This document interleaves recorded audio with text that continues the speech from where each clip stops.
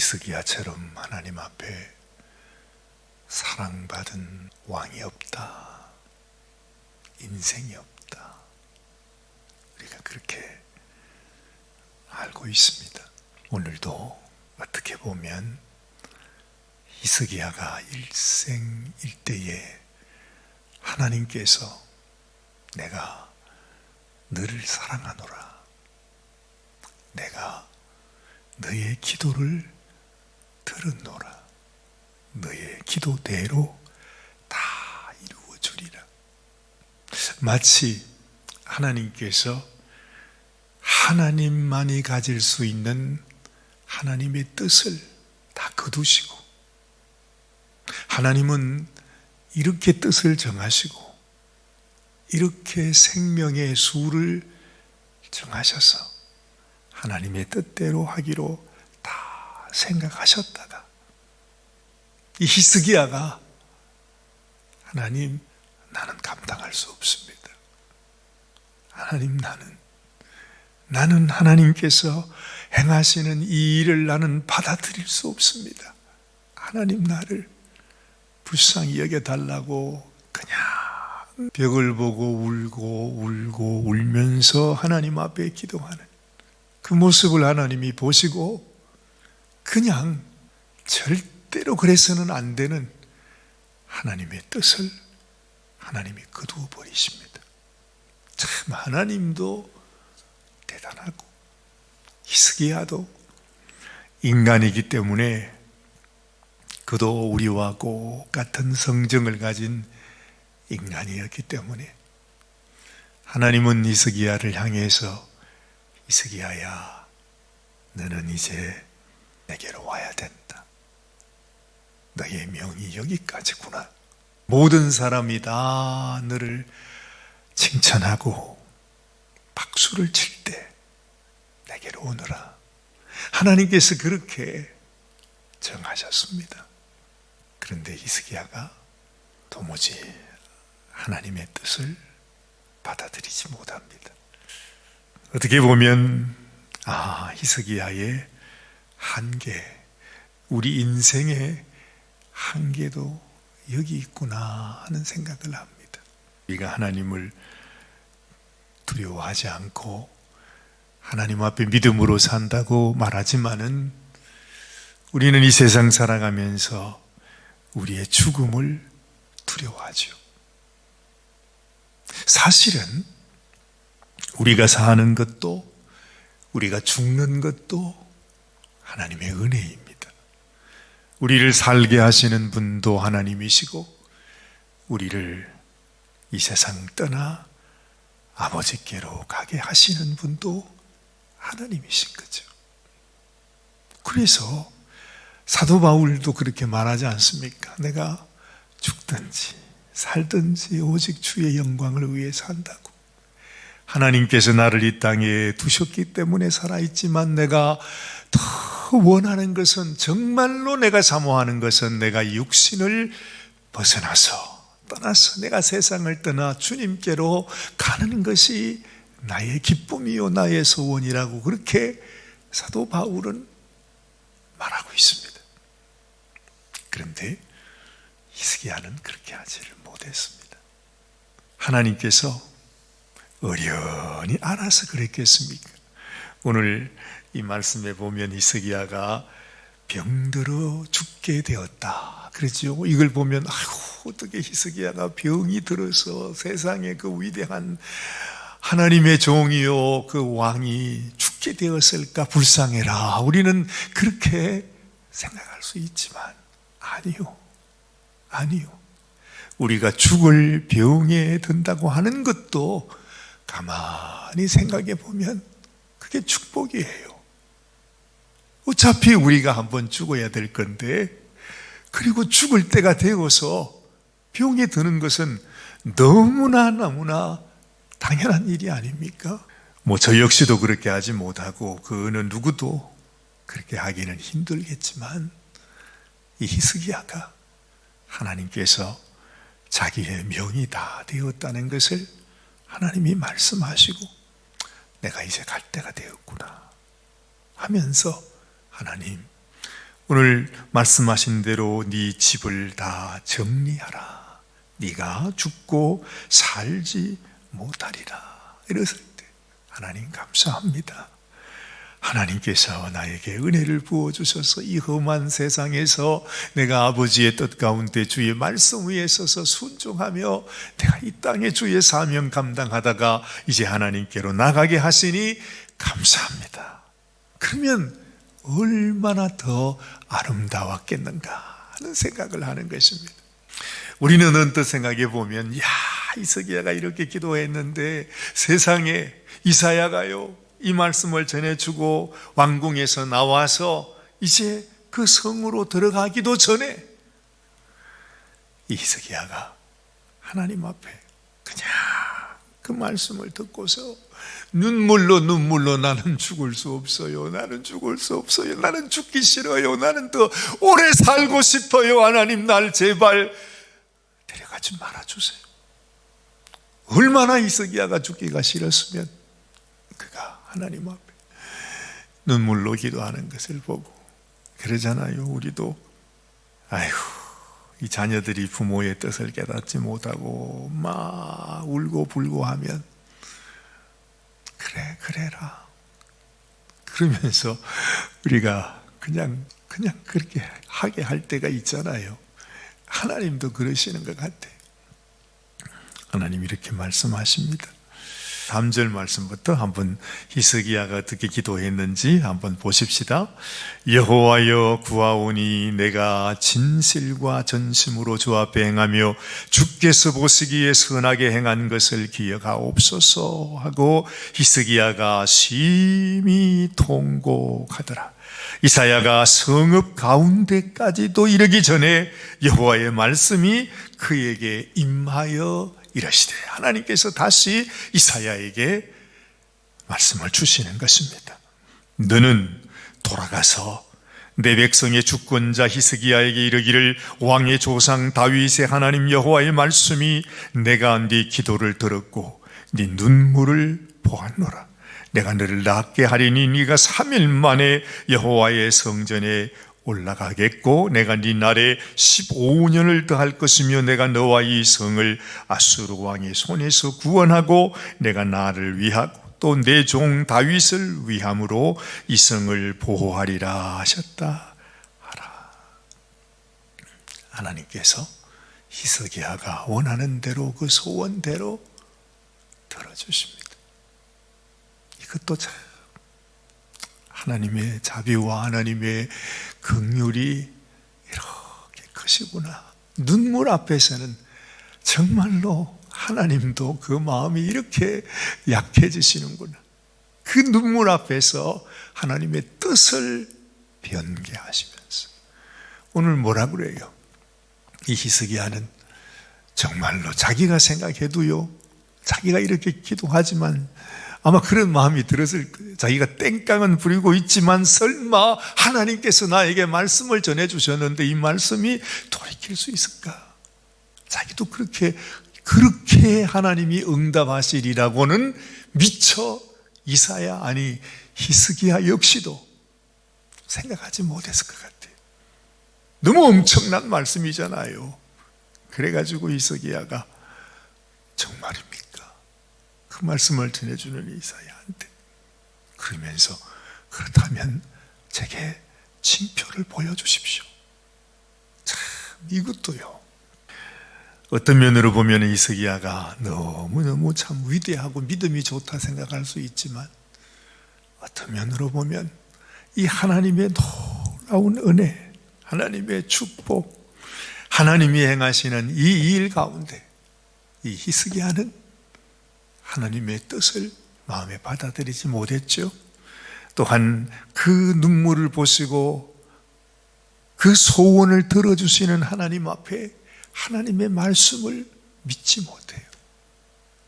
징표를 보여주세요. 정말로 나를 죽이지 않고 살려주시겠다고 하는 증거를 보여달라는 말이죠. 어찌 보면 이것은요, 하나님을 불신하는 그 뭐라고 할까요? 인간의 연약한 마음. 무슨 징표가 필요합니까? 하나님이 말씀하시면 하나님 감사합니다. 감사합니다. 아닙니다. 하나님이 원하신다면 나는 죽어도 상관없습니다. 그 옛날에 왕들이 전쟁하다가 화살을 맞아 죽는 경우도 많고 얼마나 그런 경우들이 많이 있겠어요. 죽고 사는 거 정말 하나님 앞에, 하나님 내가 언제 죽어도 하나님 안에서, 믿음 안에서 하나님 버리지 아니하고 살다가 내가 하나님 앞에 갈 수 있게 해달라고 하는 이런 마음 정도는 히스기야도 갖고 있었을 터인데 어떻게 인생이 이렇게 연약한지.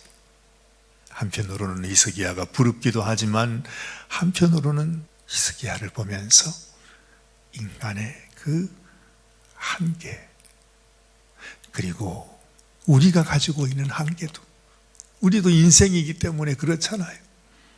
하나님이 만약 우리를 향해서 네가 이제 그만 살고 오너라 하면서 죽을 병을 우리에게 주신다면 누가 그것을 할렐루야 감사합니다 할 사람이 누가 있겠습니까? 우리도 통곡을 하겠죠. 그런데 가만히 생각해 보면 그럴 것이 아니라는 거죠. 내가 사는 것도 죽는 것도 언제 한 번은 나는 가야 되는데 하나님이 오라 하시는 그때에 하나님께 감사하면서 내 인생을 잘 정리하고 마칠 수 있는 것이 얼마나 사실은 소중한 일입니까? 사실은 감사한 일이고요, 사실은 기쁜 일이에요. 우리가 오래오래 장수한다고 해서 그것이 축복이 아니고 오히려 하나님이 원하시는 때에 나를 불러가시고 하나님이 원하시는 때에 내가 믿음으로 잘 준비해 있다가 하나님 앞에 그저 감사함으로 갈 수 있으면 그게 최고의 축복이라고 하는 거지. 이 히스기야의 이 사건으로 인해서 히스기야는 너무너무 그렇게 하나님을 기쁘시게 했던 그런 왕이었는데 하나님 앞에 너무너무 하나님을 슬프게 하고 자기 인생도 자기의 후손까지도 또한 하나님이 자기에게 허락하신 그 유대 나라까지도 너무너무 불행하게 되는 결과가 오게 되었다는 사실을 우리는 이 말씀을 통해서 알게 되는 것입니다. 자기가 죽을 병에서 낫게 되었습니다. 그런데 등장하는 것이 뭐죠? 바벨론이 등장합니다. 이 바벨론이 어떤 나라입니까? 이스라엘이 아수르에 의해서 멸망당하는 것처럼 이 유대 땅은 바벨론에 의해서 멸망을 당해요. 근데 히스기야가 자기가 완전히 죽었던 자기 인생이 살아나면서 자기 마음속에 교만한 마음이 함께 살아난 것입니다. 나는 이렇게 하나님께 복을 받았어. 이렇게 하나님께서 나를 축복해 주셨어. 나는 죽음 가운데도 살아났어. 하나님은 내가 뭐라고 얘기해도 하나님은 나의 기도를 응답해 주시는 분이셔. 거기까지는 좋은데 그것으로 인해서 바벨론의 사신들이 자기가 죽을 뻔하다가 살아난 것을 축하한다고 사신을 보내는데 세상에 히스기야가 오늘 말합니다. 자기가 가지고 있는 그 모든 보화, 모든 그 성전에 있는 하나님께서 자기에게 부어주신 모든 것을 하나도 남김없이 바벨론의 그 사신들한테 다 보여줬다고 그래요. 이사야 선지자가 말하지 않습니까? 이 모든 그들에게 보여주었던 당신의 모든 것들이 바벨론으로 다 옮겨가게 될 것입니다. 15년이라는 세월을 살았는데 이사야 선지자의 이 엄청난 말을 들으면서 그 말이 무슨 뜻인지 알았는지 몰랐는지 히스기야는 그렇게 말하고 있죠. 19절 말씀입니다. 히스기야가 이사야에게 이르되 당신이 전한 바 여호와의 말씀이 선하니이다 하고 또 이르되 만일 내가 사는 날에 태평과 진실이 있을진데 어찌 선하지 아니하리요. 그렇게 말해. 내가 살아있을 동안에 이 나라에 태평과 진실이 있으면 나는 내 후손이 어떻게 되든지 그게 상관하지 않겠다는 것입니다. 아니 어떻게 히스기야가 이런 말을 할 수 있는지 몰라요. 그래서 가장 위대했던, 가장 하나님이 사랑하고 자랑스러워했던 히스기야, 그가 하나님 앞에 이렇게 축복을 받았는데도 그 히스기야의 다음 그의 아들은 그야말로 자기의 아버지 아하스보다도 더 악한 왕이 되어 이 유대를 다스리게 되고 결국에는 이 유다마저도 하나님 앞에 심판을 받는 그런 결과가 오게 되었다 하는 이야기입니다. 참 말하기도 너무 민망스러운 말씀이지만 우리는 하나님께 큰 은혜를 받을 때 하나님께 더 겸손하고 더 조심하고 또 하나님 앞에 하나님이 기뻐하시는 모습으로 서는 인생이 되어야 되는구나, 그런 생각을 하게 되는 것입니다. 오늘 이 아침에 정말 하고 싶은 말씀이 많지만은 이 히스기야의 삶을 생각하면서 하나님, 나의 삶도 우리의 삶도 앞으로 우리가 어떤 일을 당하게 될지 우리는 알지 못하지만 언제나 하나님 뜻 안에서 내가 이 땅에서 살든지 죽든지 어떤 모습으로 살든지 항상 하나님의 뜻 안에 겸손히 주의 은혜 안에 살아가는 인생이 되게 하여 주옵소서. 기도하는 시간이 되시기를 바랍니다. 하나님 아버지, 히스기야가 하나님 앞에 가장 귀한 축복을 받았지만 그러나 히스기야는 또한 하나님 앞에 너무나 엄청난 저주의 말씀을 또한 함께 받게 됩니다. 히스기야가 하나님께서 부르실 때에 감사함으로 하나님께 돌아갔다면 주님, 이런 일은 없었을 것입니다.